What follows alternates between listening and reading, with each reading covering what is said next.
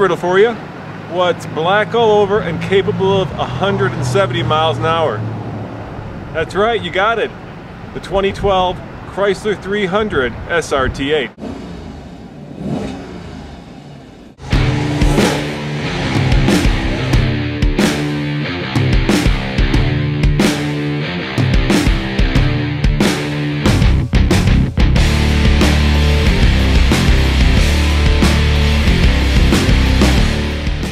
Let's take it for a ride and see if this dog's bite is as bad as its bark.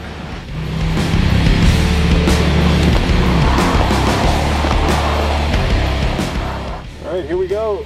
We're in the 300 SRT8.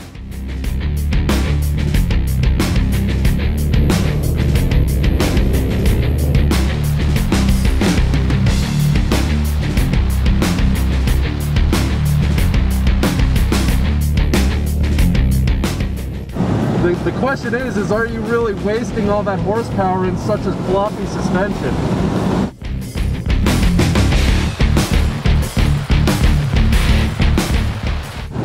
There's a lot of horsepower in this car, and if it flops around like this, there's not a whole lot you can do with it. So, whereas in the Charger it felt, you know, pretty fitted and it felt pretty sporty, this just feels like I've still got a whole lot of pedal to give, you know?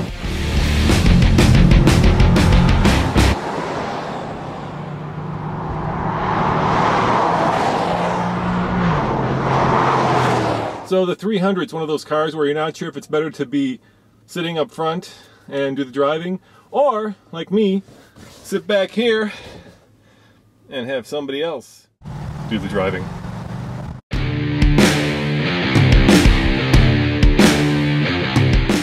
All right, Aaron, now that you got your helmet off and you're in the car without being on the track, what's your impression of this car on the road versus on the track?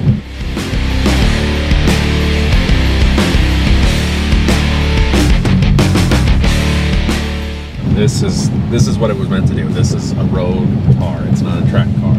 You can be fooled sometimes by putting it on the track. And it's meant to just chew up the miles, and this is more of its habitat. This is its natural habitat. Yeah, it feels like it'll just eat up the miles. You get out on the highway, you got the power you need to pass, but you don't necessarily, you know, want to take it into the twisty bits because it's a true American-style cruiser. This seems to me like this lineage just draws from, you know, the 77 Chrysler New Yorker that was 36 feet long and had, you know, probably the same 6-liter engine, but that car went 20 miles an hour, whereas this goes 180 apparently, so. Oh, actually 170, but I'm not. Oh, 170. Yeah. You know, if we're being honest. If we're being honest. However, you are right, because the speedometer does say 180. Right, so if the needle can go all the way that far, that means the wheels can go that fast, right? Exactly.